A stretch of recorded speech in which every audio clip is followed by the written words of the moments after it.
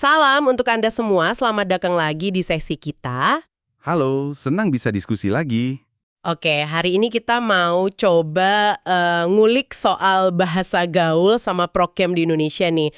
Udah ada beberapa bahan ya, dari kajian UI, artikel Narabahasa, jurnal, pandangan Balai Diklat, sampai wiki kamus juga. Betul. Kita coba bongkar bareng ya, gimana sih asal-usulnya, ciri-cirinya, perkembangannya, fungsinya juga, apalagi buat anak muda sama di dunia maya gitu. Nah, sering banget kan ada anggapan kalau bahasa gaul tuh, wah, ngerusak bahasa Indonesia. Beberapa sumber kita juga nyinggung itu. Tapi, apa iya sesimpel itu? Jangan-jangan ada sisi kreatifnya nih. Pertanyaan bagus itu. Kalau kita tarik ke belakang, dulu ada yang namanya bahasa prokem. Populer banget di era 70-an, 80-an gitu.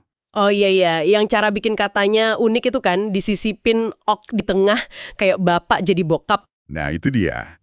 Preman jadi prokem.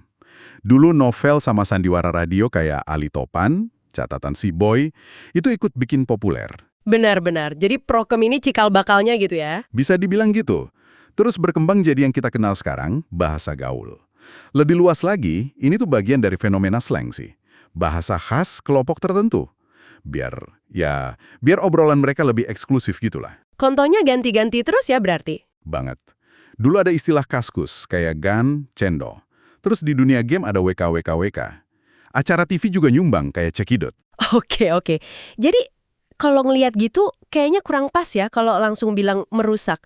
Malah ada pakar kayak Dr. Untung Yuwono dari UI, beliau lihatnya ini kreativitas loh. Setuju. Kreativitas yang muncul karena ya anak muda butuh cara ekspresi yang beda, yang dinamis, buat nunjukin keakraban juga. Contohnya tuh ada aja ya, kayak bestie buat temen deket, atau yang lagi rame MYLT, melayot, buat nunjukin rasa kagum sampai lemes gitu. Iya kan? Dan fungsinya jelas, kadang buat negesin identitas kelompok, atau ya itu tadi, ngungkapin nuansa yang bahasa baku mungkin kurang pas gitu. Tapi emang kadang sifatnya sementara ya, kayak musiman gitu. Bisa jadi, kadang cuma buat main-main, atau ganti istilah yang udah ada aja. Ini nunjukin banget kalau bahasa itu cair, arbitrer, tergantung kesepakatan pemakainya aja. Tapi ada juga kan yang akhirnya diterima, masuk KBBI malah, kayak mager, lebay. Betul. Cogan juga. Bahkan kata lama kayak cuaks, yang dulu artinya takut, sekarang jadi ngetren lagi.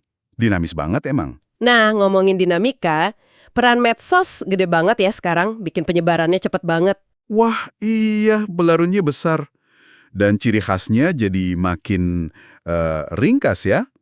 Mungkin karena layar HP kecil, atau biar cepet aja ngetiknya. Makanya banyak singkatan sama akronimnya, baper, bucin, gaje, gercep, japri, atau kalau di Twitter sering lihat MJB, maaf join bareng. Plus campuran huruf angka, emoji.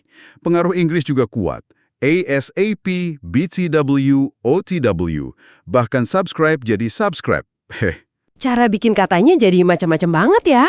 Iya, proses linguistiknya banyak. Ada borrowing kayak subscribe tadi. Blending kayak linkset dari lingkar setan. Atau risma dari risol mayones. Ada juga reversed form, dibalik kayak kane dari enak. Wah, Nah, yang menarik nih, ada studi di komunitas roleplay gitu. Nemuin kalau conversion, perubahan makna atau fungsi kata, itu dominan banget. conversion, contohnya gimana tuh? Kata kromboloni, namaku itu kan, dipakai buat gantiin kata kronologi. Atau BNN, singkatan Badan Narkotika Nasional, dipakai buat bagian nengok-nengok. Lucu kan? Sisi main-mainnya dapet banget. Hahaha, ada-ada aja ya.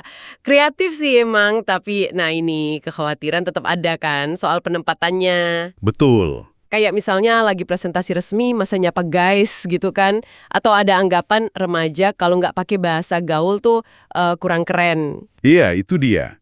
Bisa ngaruh ke kemampuan pakai bahasa Indonesia yang baik dan benar, apalagi di situasi formal. Contoh kata gaul kan banyak banget ya.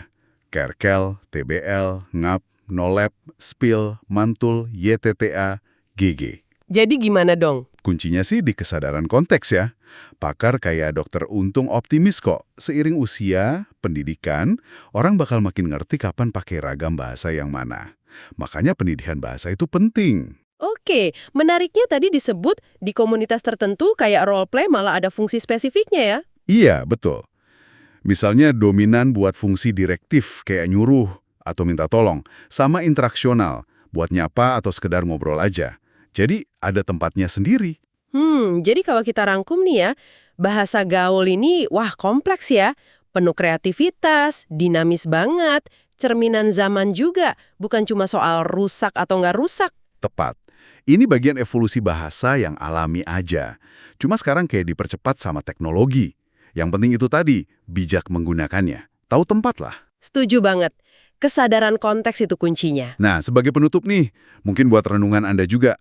Kan slang ini cepet banget ya datang dan perginya di dunia maya. Gimana ya cara kita semacam mendokumentasikan kamus sesaat ini sebelum hilang gitu aja? Wah iya juga ya. Dan dari situ, kira-kira apa yang bisa kita pelajari soal dinamika sosial kita dari perubahan bahasa yang secepat kilat ini? Pertanyaan bagus banget buat dipikirin. Oke deh, terima kasih banyak sudah menyimak obrolan kita kali ini ya. Sampai jumpa lagi.